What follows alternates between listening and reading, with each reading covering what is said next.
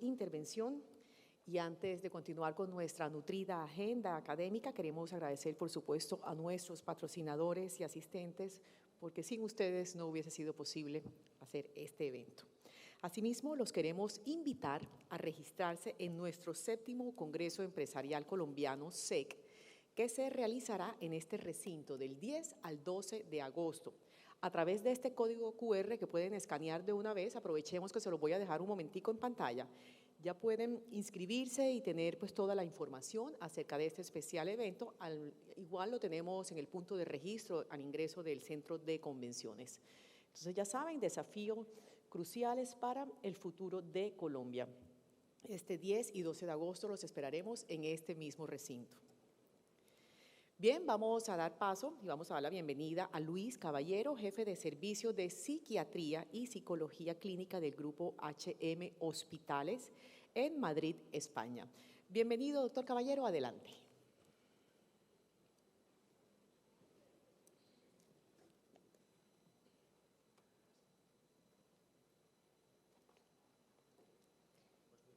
Sí, señor. Si quiere bajarlo o adecuar, aquí lo puede mover. Está bien. Bueno, sí, señor.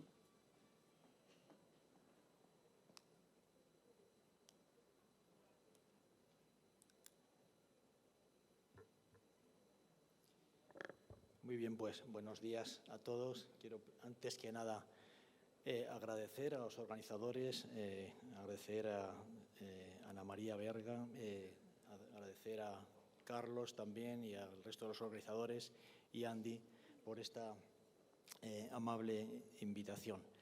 He modificado un poquito el título de la conferencia, que era Salud Mental Infanto-Juvenil durante la pandemia. Luego explicaré qué es esto de la bioinspiración, un poquito más adelante, a lo largo de la conferencia.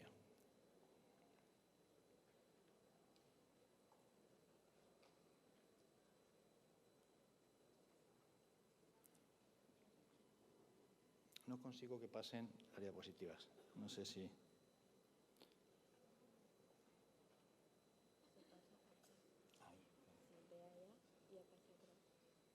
¿Dónde? Aquí y paso atrás.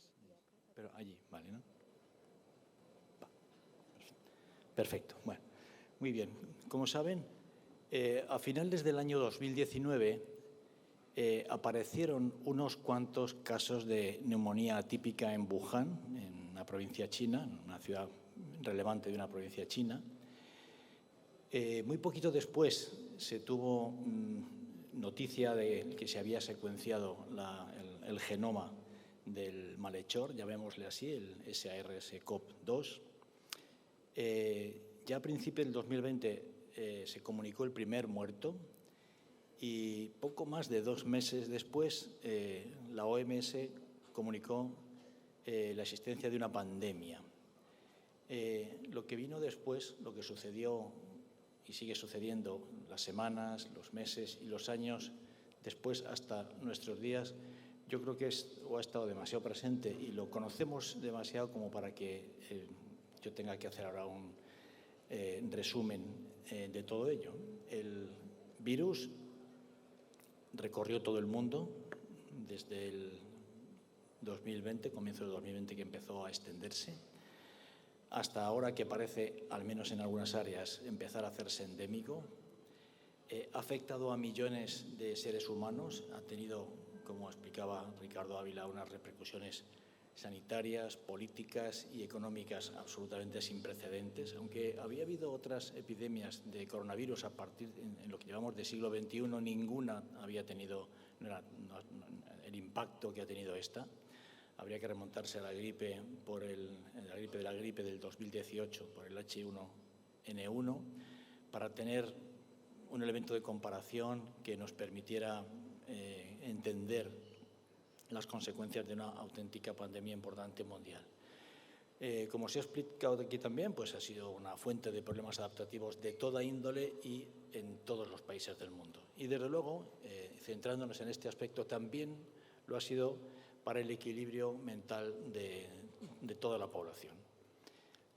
Voy a recordar muy brevemente, porque entiendo que la mayor parte de la gente no es bióloga aquí, ¿Qué son los virus? Los virus tienen un origen, son unos organismos fascinantes que tienen un origen evolutivo desconocido. No sabemos bien si han evolucionado de células que degeneraron y parte de su material genético cobró una autonomía fuera del entorno celular en el que surgieron, o si ese material salió conservando viva a esa célula y de alguna manera cobró, rodeándose de proteínas, una actividad que ya no dependía en absoluto del organismo del que procediese. En todo caso, lo que hoy podemos ver es que hay sistemas que son macromoleculares, que están compuestos por ácidos nucleicos, DNA o RNA, cubiertos por proteínas, y que estas partículas son, digamos, dueñas de su destino, se propagan, etcétera, y hacen una cosa muy importante, que es que para replicarse para replicar su material genético, el que les da su entidad, necesitan secuestrar una maquinaria de una célula. Secuestran esa maquinaria y producen y replican de esa manera otros virus. ¿Cuál es la acción patógena que hace en concreto, que ha hecho concretamente este virus, el SARS-CoV-2? Bueno, sabemos cada vez más cosas de él, pero una de las acciones más importantes es que se unía a un receptor de una convertasa de la arginina, de la angiotensina, disculpa, a través de su proteína S y de otros, como los de la neuropilina. Son sustancias que tienen, digamos, una trascendencia en el metabolismo celular muy, muy importante. A partir de esa acción, esa acción aparentemente menor, ha sido capaz de producir una serie de cuadros clínicos que, como muchos sabemos, si ha habido suerte, pues los casos son leves, eran cuadros respiratorios o de otros sistemas, pero sin gran trascendencia y riesgo de vida para los que lo padecían. Pero luego ha habido muchos casos graves, en los cuales la fase inflamatoria inicial, que es la que acabo de comentar, pues da paso a una segunda fase de respuesta inmune aberrante, con una serie de complicaciones que tienen la base lo que se llama las tormentas de citoquinas y finalmente una coagulopatía, lesiones graves y en un porcentaje importante de casos, como saben, también la muerte de los afectados. El año pasado, en la reunión de la American Psychiatric Association tuvo lugar, naturalmente, telemáticamente, no nos reunimos. La convocatoria estaba hecha en Los Ángeles, pero allí no hubo nada más que el comité organizador, y desde allí se emitió para la gente que participábamos, pues a través de medios telemáticos, las charlas, las conferencias. He traído aquí esta de Robert Sapolsky, quizá muchos de ustedes les conozcan, es un personaje singular, es un profesor, es un primatólogo y neurobiólogo que trabaja en la Universidad de Stanford, pero también en el MIT, y que nosotros, los psiquiatras, conocemos muy bien porque lleva muchos años investigando el estrés crónico y la relación con la ansiedad y con la depresión, y con la pérdida de empatía social. Ese era el dominio en el que él trabajaba. Ha hecho trabajos muy interesantes, como estos que publicó de la degeneración neuronal que el estrés es capaz de producir. Hizo estudios también de campo con babuinos, en libertad, con las cifras de cortisol y de cuál era la neuroquímica que, digamos, sustentaba la existencia de machos y de hembras alfa frente a los demás, y también si esas condiciones genéticas se podían transferir de unos animales a otros para prolongar la resistencia al estrés. Él, en este congreso, siempre hay figuras invitadas, pues no exactamente psiquiatras, pero que aportan cosas que nos interesan. Llevó a cabo un repaso de la literatura clásica sobre el estrés y el riesgo que comporta o que se le asocia de enfermedad. Él decía que la situación tenía que tener estas 4 características. Primero, que la persona que está sometida al estrés no viera salida, que no tuviera control de la circunstancia que estaba produciendo el estrés, no hay ninguna manera de controlarlo, que no hubiese un final previsible y que potencialmente las consecuencias fuesen graves.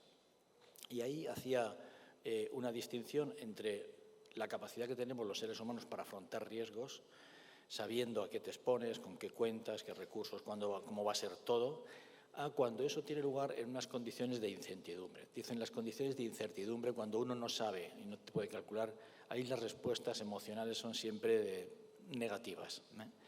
Y explicaba con una serie de imágenes de resonancia magnética funcional, con experimentación animal, pues cómo, algo que luego les mostraré, se producía la sobreactivación de la amígdala, luego les cuento qué es esto, el aislamiento del córtex cerebral y cómo todo eso derivaba en afectos negativos. Él decía, la pandemia, y estábamos en ese momento en mitad de ella, esto era el mes de mayo, abril, mayo del año pasado, es una sopa perfecta para activar todos estos mediadores hormonales y neurobiológicos de estrés a los cuales él pues, había dedicado la vida a sus estudios.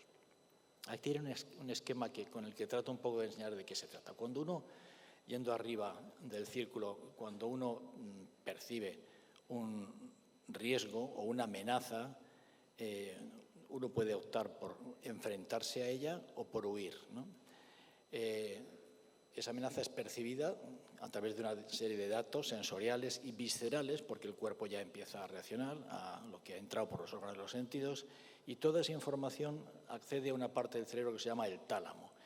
El tálamo es un gran filtro que procesa esta información y la envía a la amígdala, que es una estructura, digamos, que pone en marcha todas las defensas. Las defensas pueden ser, por decirlo de una manera muy sencilla, como de frenado o de aceleración. Uno puede entender este círculo si piensa que el sistema nervioso simpático sería como el acelerador de un coche y el sistema nervioso parasimpático sería el freno del coche. Entre la aceleración del sistema simpático y el freno del sistema parasimpático, los seres humanos y los animales todos tratan de adaptarse a las condiciones concretas de un estrés. Esto es en condiciones normales y eso sería el estrés normal, el que tenemos cada día y con el que afrontamos. Lo que pasa es que este ciclo se puede romper de tal manera que a través de la incertidumbre y de una serie de variables, digamos, el bucle no se cierra, no hay una respuesta, digamos, que acabe con la fuente de estrés. Y la ambigüedad, sostenía Sapolsky, era el elemento fundamental. Él decía, el problema es que hoy día no sabemos cómo es de dañina la epidemia, que no sabemos cuántos muertos va a causar. Hubo un momento que esto era muy inquietante, ya no tanto, pero hubo un momento que era una preocupación mundial absoluta. Poníamos la televisión y era la primera noticia el conteo de los muertos en nuestro país, en otros. Si las vacunas, cuando salieran, que no habían salido todavía, iban a ser eficaces, en qué medida, si producían una inmunidad permanente o se iban a poder reinfectar, etcétera, etcétera. Y sobre todo, decía Sapolsky, como buen primatólogo, decía, pero hay una cosa más terrible que todo esto, que es que no hemos podido ser algo que es elemental para nosotros, que es primates sociales. Hemos tenido que confinarnos en unos sitios más que en otros y ese confinamiento nos ha privado de algo, a pesar de que salieron rápidamente redes sociales para tratar de suplir, de paliar todo esto, nos ha creado una situación inesperada completamente. Luego derivó la conversación y las preguntas que se le hacían acerca de la relación inversa que existe entre desigualdad y salud, algo bien conocido, pero que en la pandemia se puso muy de manifiesto. Y como decía, va a mostrar lo peor de la conducta humana, pero también lo peor de la conducta humana. En esto habría que distinguir las conductas intragrupo y las conductas intergrupos. Saben que los seres humanos no actuamos con los mismos criterios cuando actuamos para nuestro grupo o el grupo al que pensamos que pertenecemos, al país o a la familia o al equipo de fútbol, que cuando participamos, digamos, con un criterio, con una visión más amplia y tienen que entrar otros colectivos con los que no nos sentimos identificados. Y al final, pues terminaba advirtiendo de cómo administrar con equidad los avances de conocimiento y del cerebro que se estaban en los problemas humanos, los muchos problemas humanos que se tenían por resolver. Bueno, ha pasado un año de todo eso. Ha pasado un año y ha tenido lugar el segundo congreso, ya presencial, que ha sido en Nueva Orleans, de la American Psychiatric Association, y bueno, los temas ya se pueden imaginar, son los temas que aparecen en todos los congresos médicos y no médicos: cambio climático, en nuestro caso, pues los problemas de los transgéneros, el suicidio, etcétera, etcétera.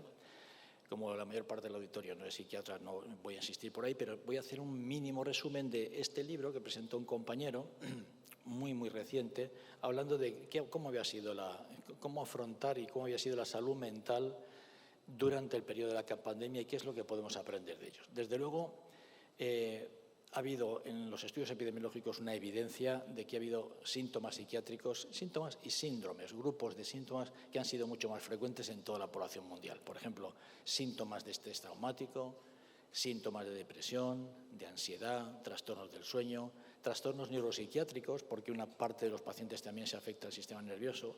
El tema espinoso de la COVID persistente, que implica ya una serie de factores psicosociales que no son estrictamente biológicos. Y luego el síndrome de inflamación multisistémica de los niños, por eso MISC, que es un síndrome raro, pero muy peligroso y muy dañino, ¿no? Todos ellos, en los estudios biológicos, están asociados a estos incrementos de citoquinas de los que les he hablado hace un momento, proinflamatorias y de la afectación del sistema nervioso por esos procesos inflamatorios, lo que se llama la neuroinflamación. Pero está claro, y en la conferencia anterior también se ve manifiesto, que la COVID es mucho más que una enfermedad respiratoria o neurológica o psiquiátrica. Es, o ha sido, o está siendo, una epidemia que tiene un componente psicosocial importantísimo, que a su vez también está integrado en los propios síntomas de las enfermedades mentales de las que les estoy hablando, la inflamación y la neuroinflamación, a través de un esquema que también muy simplificado les traigo aquí. Es decir, el estrés social, sabemos, sobre todo cuando se rompen los controles, los frenos, y el sistema simpático y parasimpático no son capaces de equilibrar una respuesta al estrés que resuelva la situación amenazante, producen primero ansiedad y, si se mantiene el tiempo, depresión. Eso es un mecanismo que sucede en el ser humano y en muchos animales. El problema de la ansiedad y la depresión, cuando se manifiestan y se expresan clínicamente, es que suelen asociarse respuestas de conducta no sanas o desadaptativas, por ejemplo, empezar a beber mucho más alcohol o tomar drogas, etcétera, lo cual aumenta esta inflamación sistémica crónica, que sabemos que produce el abuso de alcohol, y de ahí la neuroinflamación, y el ciclo se cierra pues, con incremento de tasas en la depresión y en la ansiedad clínicas, ¿no? Aquí tendría un esquema de cómo se podría producir eso con uno solo de los elementos, que sería el tema del alcohol. El aislamiento social y el estrés, digamos, inducen, como se ha demostrado, el abuso de alcohol, sobre todo en condiciones domésticas durante el periodo del confinamiento, que produce, por un lado, desinhibiciones en la conducta y, por otro lado, un deterioro de la función inmune que incrementa el riesgo de las infecciones, y ahí los ciclos de enfermedad, de salud o de enfermedad, ciclos viciosos o virtuosos en los que podamos entrar. Decía hace un momentito que la epidemia tiene un componente psicosocial y económico importantísimo, que a su vez es fuente de los problemas de salud mental, incluso psiquiátricos. ¿Cuáles son estos factores? Bueno, hay muchos y creo que son conocidos, tan conocidos como para que no tengamos que entrar a fondo en ellos, pero desde luego hay pacientes que se han quedado con secuelas de la enfermedad. Hay muchas familias que han entrado en duelos. Hablamos de 140.000 muertos en Colombia, en España no son muchos menos. El periodo de confinamiento, que es un periodo casi experimental de estrés, el miedo a la enfermedad que mucha gente tiene todavía y les lleva pues, a no vacunarse, etcétera. Desde luego las pérdidas económicas que ha ocasionado, el desempleo para muchas familias. El confinamiento también generó pues, consumo de alcohol, de drogas, ausencia de ejercicios, a veces abusos domésticos. Es decir, en definitiva, todo esto además como un cambio brusco en la forma de pensar, de comportarnos, de socializar y también de recibir ayuda. No vamos a entrar, porque también los hemos conocido, en el modo en que los distintos gobiernos y las instituciones internacionales, los centros de control de enfermedades, la propia OMS, etcétera, pues ha comunicado de manera los requisitos de la situación y la manera en que había que afrontarlos. Los mensajes no pocas veces han sido inconsistentes, y yo creo que si una cosa queda clara de esta epidemia es que los ministerios de Sanidad, la OMS, los centros de control de enfermedades, como digo, etcétera, tienen una tarea pendiente a la hora de comunicar las medidas preventivas, porque ha sido bastante, sobre todo fue al principio bastante caótico, uso de mascarillas o no, confinamiento sí, no, lavado de manos, todas estas cosas, lo cual te hace ver un poco la variedad de la población mundial, la variedad de los países, la variedad de los grupos de edad, etcétera, la variedad de personas que no se pueden seguramente subsumir en un solo mensaje preventivo, ¿no? Aquí el tipo de la charla o el que me habían propuesto era el impacto psicológico de la COVID en los niños y en los adolescentes. Bueno, para centrarnos ahí, que es el tema de la charla, diré que los niños, como también sabe todo el mundo, porque es que la televisión ha sido en esto, tienen una tasa de infección menor a la de los adultos. Es muy claro. Ese es el dato epidemiológico. La explicación no está tan clara. Posiblemente son lo que llamamos diferencias de expresión génica en este enzima del que les hablé, la convertasa de la angiotensina. Ese tema tiene una genética a su vez que tiene mayor expresión en los adultos y que da más lugar a las tormentas de citocinas, a las coagulopatías, etcétera, etcétera. Aunque da la impresión de que las cepas, algunas cepas últimas, las gamma y delta, afectan más a los niños que las previas. Ellos transmiten, aunque no se afectan tantos. Los cuadros, primero se afectan menos, pero los cuadros además es que son más leves. Las hipótesis también biológicas no son cuestiones para tratar aquí. Hay explicaciones de por qué son más leves en los niños, que también tienen que ver con el desarrollo.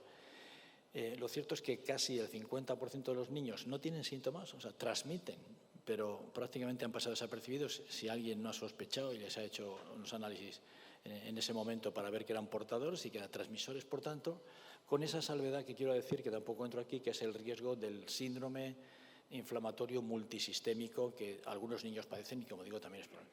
Han tenido menos, los niños han tenido y tienen menos problemas físicos que los adultos. No está tan claro si han tenido menos problemas de salud mental, porque además de los estresores que han tenido los adultos, que ya los hemos enumerado hace un momentito, pues han estado aislados socialmente y eso en ciertas edades se lleva mucho peor y es más estresante que en otras, que podemos entender más la necesidad de una medida. Además han soportado el estrés de los padres y de los cuidadores, se han visto sin la escolarización, un elemento de socialidad fundamental, y desde luego hasta 1 millón de niños en el mundo han tenido duelo por muerte del cuidador principal. Hasta 1 millón, ¿no? Es decir, que en resumen, los niños y los adolescentes son una población vulnerable que requiere una atención especial y, obviamente, una atención más especial en las poblaciones más desfavorecidas, en las zonas más desfavorecidas del planeta. Ahora voy a poner 2 diapositivas nada más muy simples para que se vea un poco la dimensión de qué se ha estudiado y qué sabemos científicamente de los problemas de salud mental de los niños durante el periodo de la pandemia. En ese primer artículo que está en la columna de la izquierda, que está publicado en el JAMA Pediatrics, es un trabajo muy mencionado porque es un metaanálisis. Saben que un metaanálisis es una reunión de muchos estudios que están hechos hasta en 204 países, que se hizo en tiempo récord durante el periodo de la pandemia y que se estudiaron a cientos de miles de niños menores de 18 años. El resultado era bastante llamativo.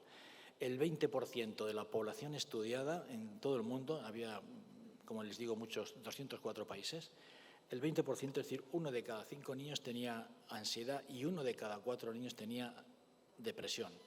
No sabemos qué tipo de ansiedad ni qué tipo de depresión, pero suficientemente importante como para que se considerasen síndromes clínicos.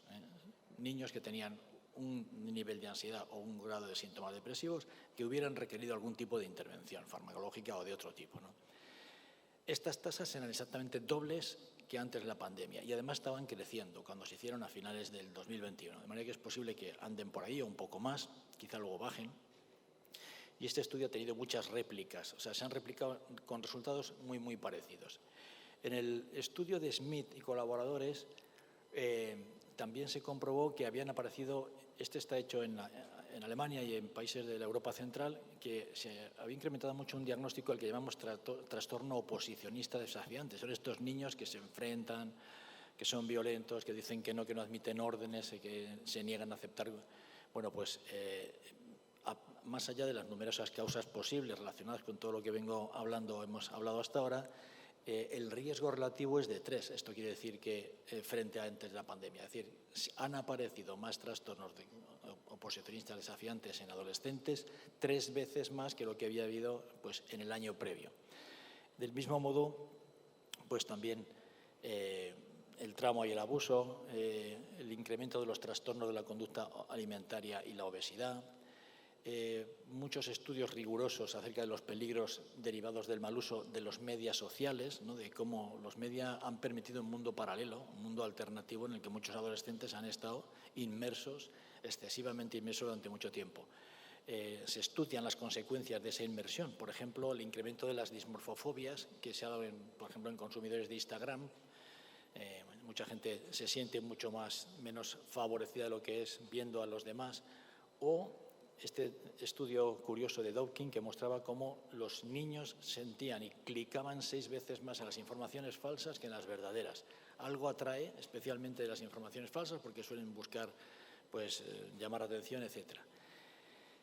Desde luego el impacto en los cuidadores, las consecuencias del negacionismo de las vacunas y fundamentalmente, como decíamos, la desescolarización, que es la pérdida de un elemento socializante fundamental.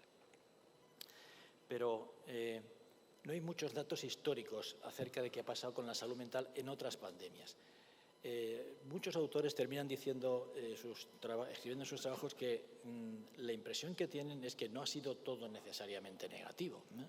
Por dar alguna noticia, que la mayor parte de los niños han atravesado esos síntomas, pero vistos un poco después, las habían superado y habían prevalecido. Los niños son muy resistentes, muy resilientes, como decimos ahora. Están o han vivido una época singular, difícil, desde marzo sobre todo del 2020. Hay niños que han tenido cuadros clínicos de ansiedad, de depresión o de otros diagnósticos psiquiátricos y que han tenido o deberían haber tenido que ser atendidos, pero que no hay que pensar que estos cuadros se van a necesariamente cronificar. Los datos de pandemias previas no sugieren que eso suceda, ¿no? Y esto es porque los niños son más resilientes que los adultos en general y son más capaces de superar los desafíos de su edad a largo plazo, sobre todo si se encuentran queridos, aceptados, seguros y apoyados por sus cuidadores. He dejado ahí en negrita la palabra desafíos porque quizá aquí hay pocos adolescentes, supongo, y los que no lo somos, o hace mucho tiempo que no lo somos, pues nos olvidamos enseguida de cuáles eran los desafíos en la adolescencia. ¿Qué era lo que nos importaba cuando éramos adolescentes, cuando éramos niños o cuando éramos adolescentes, ¿no? Y para comentar o hacerles ver o abrirles un poco los ojos, si es que hace falta, a esta realidad de las necesidades de los niños en la adolescencia, les voy a traer unos ejemplos, unas pequeñas reseñas de un libro publicado por estas dos autoras, profesoras en UCLA y en Stanford, me parece, en UCLA y en Harvard, que son dos biólogas, una de ellas médico y otra es una escritora científica, con un término de nuevo cuño al que llaman bioinspiración, una ciencia de nuevo cuño a la que llaman bioinspiración. El título no me parece muy acertado ni muy bonito, pero es el que ellas han utilizado. Y bioinspiración le llaman, es decir, estudiando la conducta de los animales, uno puede derivar, puede entender cómo resuelven los distintos grupos de edad sus problemas y de ahí puede venir la bioinspiración y podemos intentar, digamos, aplicar eso a las poblaciones humanas. En este caso, hablamos de la adolescencia y serían cómo resuelven los animales, las crías primero y cómo resuelven los animales jóvenes los retos universales de aprendizaje que tienen que hacer para llegar a hacerse adultos. Y ellas sintetizan de una manera muy didáctica las necesidades de los adolescentes en estos 4 retos o 4 habilidades que se dan. Primero tienen que aprender, son los retos o las exigencias de seguridad. Hay que aprender a mantenerse a salvo en la vida, en primer lugar. En segundo lugar, cuando vas creciendo tienes que adquirir un estatus y ahí pues hay que aprender a moverse en las pequeñas jerarquías sociales, primero de los niños, de los adolescentes, etcétera, etcétera.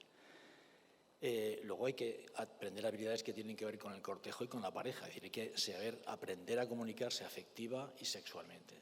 Y finalmente hay que llegar a ser autosuficiente, es decir, tienes que abandonar el nido y tienes que aprender a comunicarte de ti mismo.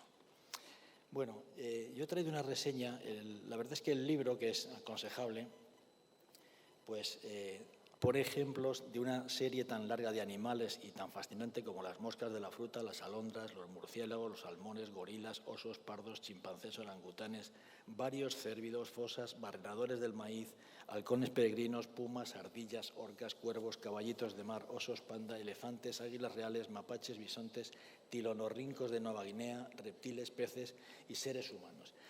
Es decir, hay una variedad grande de estudio que me parece interesante. De todas maneras, yo he seleccionado 4 animales, porque no podemos hablar de todos ellos.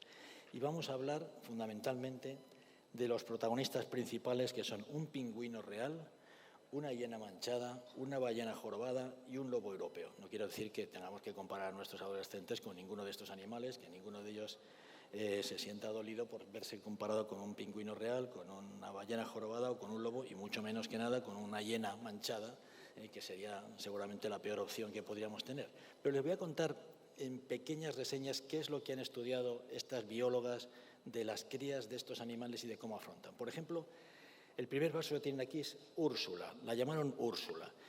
Y es un pingüino real, adolescente, macho, no sé por qué le llamaron Úrsula. Pensaban que era macho, pensaban que era hembra y llamaron Úrsula y luego ya no le quisieron cambiar el nombre. Cuando se dieron cuenta que era macho, pero no debió de afectarle tampoco demasiado. Pues es finalmente un pingüino real adolescente macho que nació y fue criado en las islas antárticas de Georgia del Sur. Desde el primer día que se aleja de sus padres, tiene que aprender a sortear sin experiencia previa las secuencias de ataque, que es identificación, evaluación, ataque y muerte de la foca leopardo. La foca leopardo es uno de los predadores más monstruosos que habitan este planeta.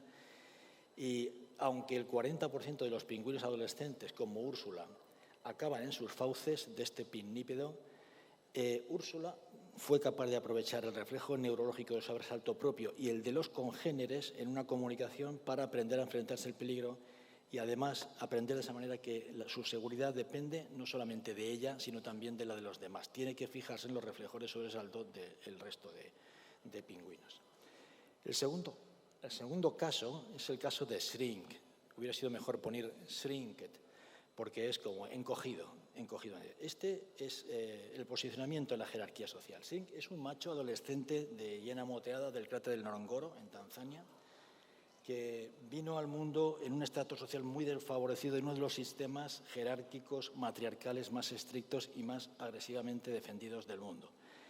Este cachorrito de hiena manchada rápidamente se dio cuenta que su madre no estaba bien situada, que no tenía mucha leche y necesitaba más. Identifica a la hembra del alfa del clan, empieza a insistirle en que le dé de comer, la hembra alfa lo rechaza, pero al final, a base de insistir, lo consigue, después de ser rechazado muchas veces, y posteriormente primero crece y de esa manera se hace también amigo hace una selección muy astuta de sus amigos, sube de rango social, mejora su estatus, entendido como la percepción de rango por los congéneres, y lleva a la conclusión de los investigadores que no todas las personas, que no todas las hienas, en este caso, tienen la misma inteligencia social y que se puede aprender, que hay algo que...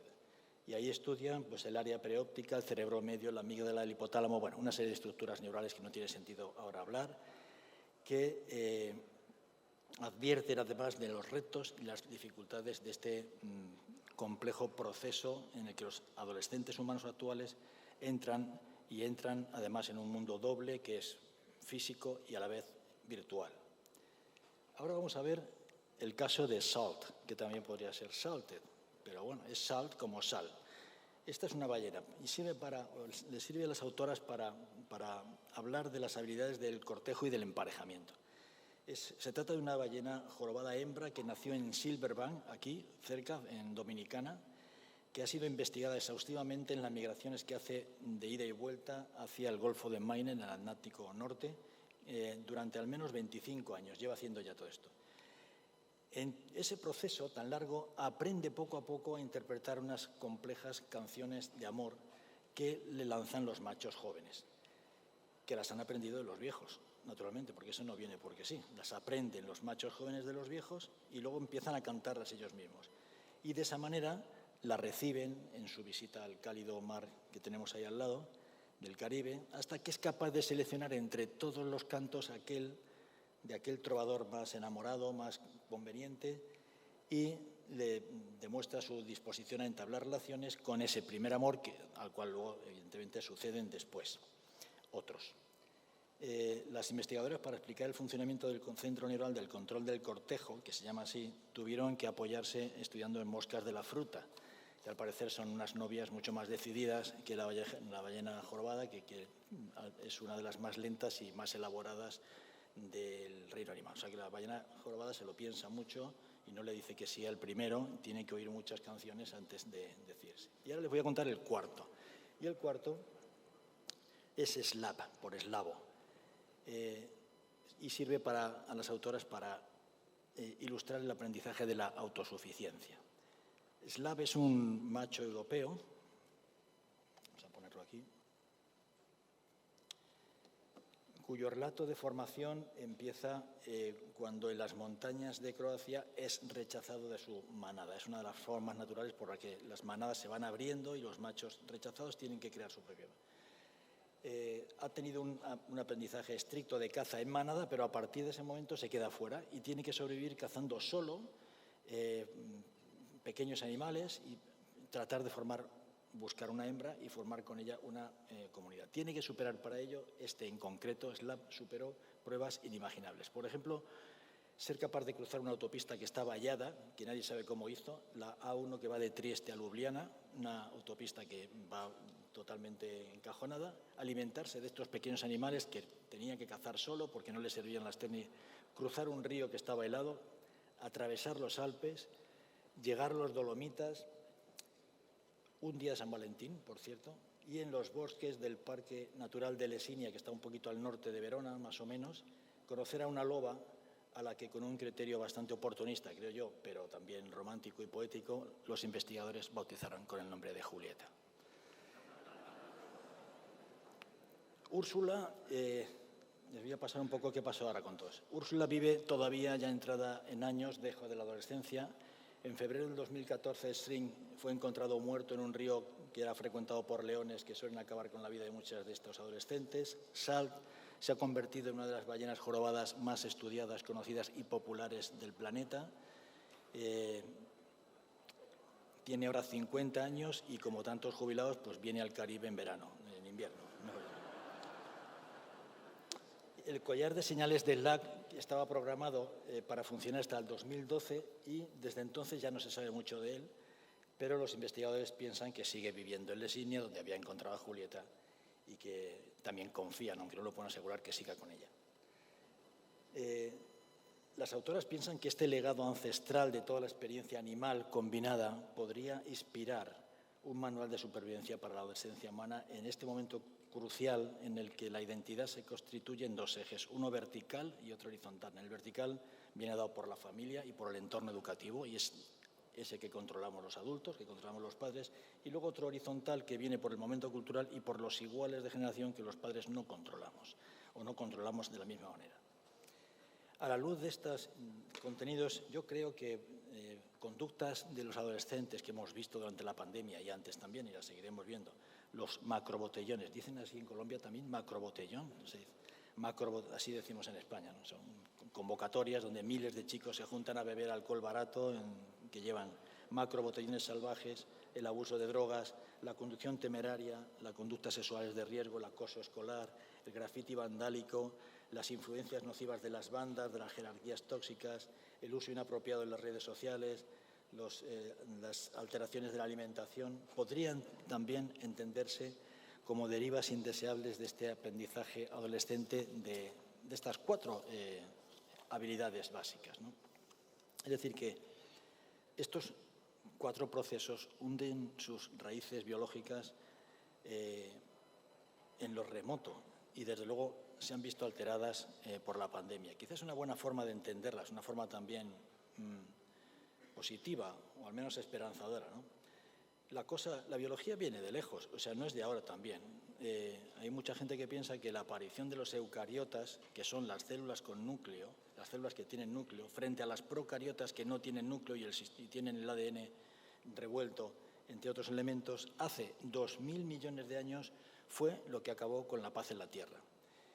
Por dos razones. Primero, porque los procariotas empezaron a comerse, a depredar a los eucariotas, empezaron a comerse a los procariotas. Primero, se comían a todas las arqueas y todas las bacterias que veían, en primer lugar. Y en segundo lugar, porque descubrieron la reproducción sexual, fuente de grandísimos problemas, como conocemos todas las especies. Y no solo eso, sino que además es casi imposible no ver en eso una narración como las que les acabo de contar. Son narraciones que dan sentido a la vida de la gente, ¿no?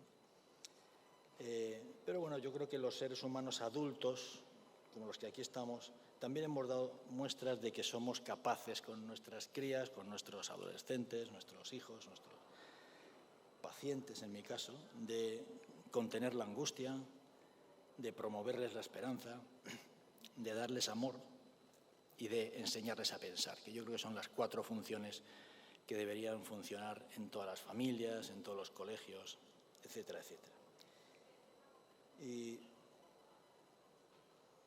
que con eso pues cumpliesen el destino en la Tierra de una manera que creo que la pandemia, como otras grandes calamidades que ha sufrido la humanidad, pues no debería interrumpir de manera definitiva.